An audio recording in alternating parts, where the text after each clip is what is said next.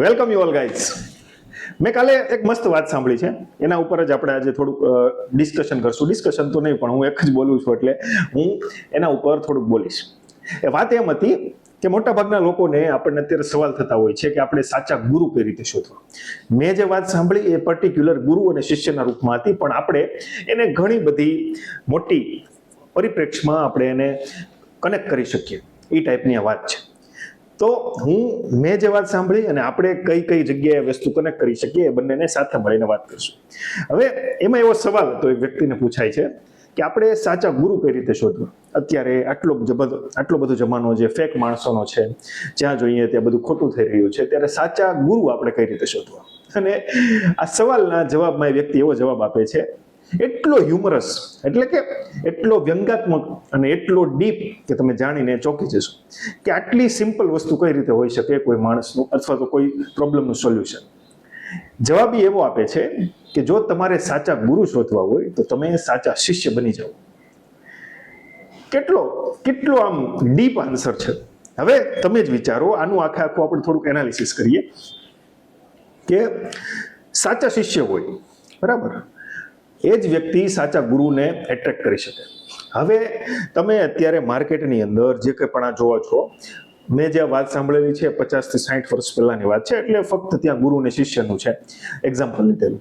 પણ આ જ વસ્તુને આપણે કોઈ સાચા લાઈફ પાર્ટનર આપણે શોધવા છે, સાચા બિઝનેસ પાર્ટનર શોધવા છે, અથવા તો તમારે સાચા માણસો તમારા જીવનની અંદર જોઈએ છે, તો તમે કઈ રીતે એ માણસોને શોધી શકો. એનો એટલો સિમ્પલ આન્સર છે કે તમે પોતે એવા બની જાઓ.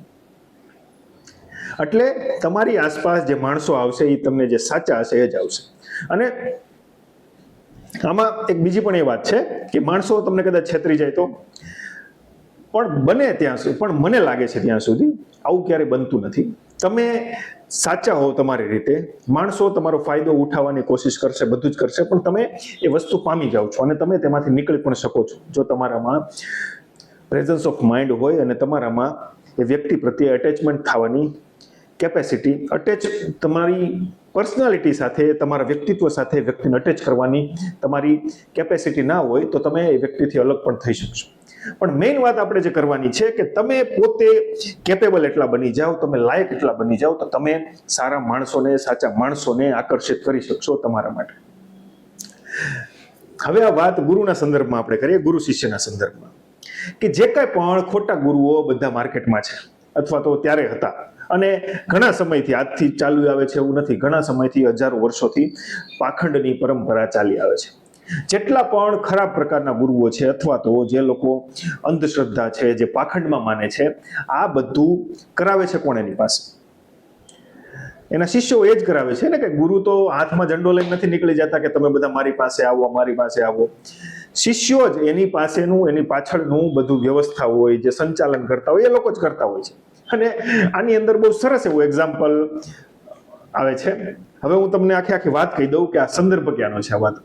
આ વાત મેં સાંભળી છે ઓશો પાસેથી, અને ઓશોના એસો ધમ્મ સનાતનો, કે જે બુદ્ધ ઉપરનું ધમ્મપદ, બુદ્ધના જીવન ઉપરનું ધમ્મપદ છે, એના ઉપર એને પ્રવચનો આપેલા છે. એમાં પહેલા જ પ્રવચનમાં આ મસ્ત વાત આવે છે કે ભગવાન બુદ્ધ જ્યારે એની તપશ્ચર્યામાં હતા, કે જ્યારે સત્યની શોધમાં નીકળ્યા હતા, ત્યારે ઘણા બધા ગુરુઓ પાસે ગયા હતા, અને ગુરુઓએ જેવું કીધેલું હતું કે તમે સત્ય મેળવવા માટે, પરમાત્માને મેળવવા માટે તમારે આ વસ્તુ કરવી પડે, એ બધી જ વસ્તુ બુદ્ધ ભગવાને કરેલી હતી.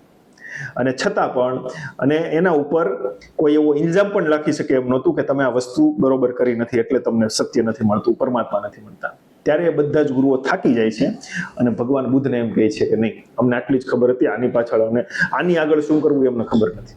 એટલે એવો જ એક કિસ્સો અહીંયા ઓશો કરે છે કે એક ગામની અંદર એક ગુરુ આવે છે અને દર વખતે એના શિષ્યોને, બધા જે માણસો હોય, ગામના માણસોને, એ બધાને કહે છે કે આટલું આટલું કરો એટલે તમે પરમાત્માને પામી જશો, સ્વર્ગને પામી જશો.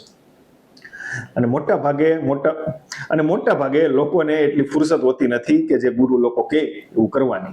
એટલા માટે શું કરીએ, આપણે એની વાત માની લઈએ, એના પગ ચાપીએ, એની સેવા કરીએ અને પછી કહીએ, પ્રણામ ગુરુજી, તમે હવે અત્યારે જાઓ, અમારે અત્યારે થોડુંક કામ છે, અને તમે ફરી પાછા આવશો ત્યારે આપણે થોડુંક વિચારશું, અત્યારે તો અમારે હજી ઘણા બધા કામ કરવાના છે, જીવન જીવવાનું બાકી છે.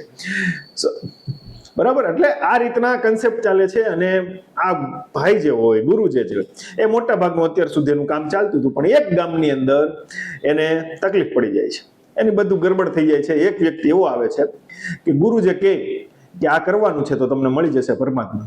એટલે ઓલો ભાઈ તૈયાર થઈ જાય કે કાંઈ વાંધો નહીં, હાલો કેટલો ટાઈમમાં મળશે. એટલે ત્યારે ગુરુને પરસેવો છૂટી જાય કે ભાઈ આ ભાઈ તો તૈયાર થઈ ગયું, હવે આને કરવું શું આપણે. પછી એ ભાઈ ગુરુની સાથે રખડે છે કે તારે મારી સાથે આવવું પડે, આ કરવું પડે, તે કરવું. ઓલો ભાઈ કે કાંઈ વાંધો નહીં, ચાલો. અને ગુરુને શું હોય કે ભાઈ 5-6 મહિના આમ તેમ રખડાવશું એટલે થાકી જશે, પછી મૂકી દેશે. પણ આ ભાઈ 5 વર્ષ સુધી એની સાથે એમને બનો રહી છે. પછી 5 વર્ષ પછી ગુરુ એમ કહે છે કે ભાઈ હવે હું તને પગે લાગુ, તું હવે જા અહીંયાથી, મને નથી ખબર શું કરવાનું હોય, તું જ્યાં સુધી નહોતો મળ્યો અમને ત્યાં સુધી અમારી દુકાન બરોબર ચાલતી હતી, પણ હવે તું મળી ગયો છો, હવે અમને ખબર નથી આ બધું કેમ ચાલે છે, સ્વર્ગમાં કેમ જવાય, પરમાત્માને કેમ ભોગવાય. સો મોરલ ઓફ ધ સ્ટોરી અહીંયા એવો છે કે તમારે જો સાચા ગુરુ શોધવા હોય તો સાચા શિષ્ય બનવાની તમારામાં આવડત હોવી જોઈએ. નો ડાઉટ ગુરુ થકી તમે કલ્યાણ પામી શકશો, પરમાત્માને પામી શકશો, પણ તમારી પોતાની લાયકાત એવી બનાવો, તમારી પોતાની તૈયારી છે કે નહીં. જો સાચા ગુરુ મળી જાય, સાચા એવા માણસો મળી જાય, કે સાચા એવો બિઝનેસ પાર્ટનર તમને મળી જાય, તો તમને તમારી લાઈફની અંદર કોઈ ચેન્જીસ કરવાની તમારી કેપેસિટી છે કે નહીં, એ તમે સ્વીકારતા શીખો, એ તમે એડપ્ટ કરતા શીખો કે ચાલો એક સમયે તમને બધું મળી પણ જાય, પણ તમે એ વસ્તુ માટે તૈયાર છો કે નહીં, એ તો તમારે માપવું પડે કે નહીં. એના માટે તમારે પોતાની લાયકાત બનાવવી પડે, પોતાની આવડત સાબિત કરવી પડે બીજાને, સારા માણસોને આકર્ષિત કરવા માટે. સો મને એટલું જ લાગે છે આ કિસ્સા ઉપરથી, અને ઘણું બધું આપણે દુનિયાની અંદર જોતા હોય એના ઉપરથી, કે આપણે બીજા પાસે સારી એક્સપેક્ટેશન રાખવા કરતાં આપણે પોતાના ઉપર ઇન્વેસ્ટ કરીએ થોડું, એટલે સારા માણસો ઓટોમેટિક આપણી પાસે આવે છે, આપણી પાસે ઓપોર્ચ્યુનિટીઝ આવે છે, આપણી પાસે સારું એવું ભવિષ્ય આવે છે. આ બધી જ વસ્તુ આપણા પોતાના ઉપર છે, પોતાના કેપેસિટી આપણે ડેવલપ કરીએ એના ઉપર છે. અને ખરેખર જે આ બુદ્ધ ભગવાનની અને ઓશોની જે વાત છે એના ઉપરથી ઘણું ખરું સૂચિતાર્થ થાય છે કે આપણે આપણી જે ઇન્ટરનલ કેપેસિટી છે બીજા લોકો પાસેથી, કોઈ પાસેથી કોપી કરવા કરતા આપણું જે અંદરનું છે એ જ આપણે બહાર લાવીએ તો આપણે બને એટલા ઓથેન્ટિક રહી શકીએ. અને તમે પણ આ વસ્તુ ટ્રાય કરી શકો છો. સો ધેટ્સ ઇટ. અને આજે આપણી આ ચેલેન્જનો 14મો દિવસ હતો, અને ઘણું ખરું આપણે અત્યાર સુધી આ જર્ની કરી લીધી. મને પોસિબલ લાગતું નહોતું કે આટલી બધા દિવસો સુધી કન્ટિન્યુ હું બોલી શકીશ, પણ ઘણા ખરે અંશે મારો કેમેરા સામે બોલવાનો ડર થોડોક દૂર થયો છે. અને ઓન ધ સ્પોટ સ્ક્રિપ્ટ ઉપર તો આપણે કામ કરી શકીએ છીએ, એની ઉપર લાંબી પ્રોસેસ હોય છે, પણ સ્ક્રિપ્ટ વગર, કોઈ પ્રિપેરેશન વગર સ્પોન્ટેનિયસ આપણે કેટલું બોલી શકીએ એ મેઇન ડિપેન્ડ કરતું હોય છે સારા એવા સ્પીકર બનવા માટે. So that's it. See you tomorrow. By.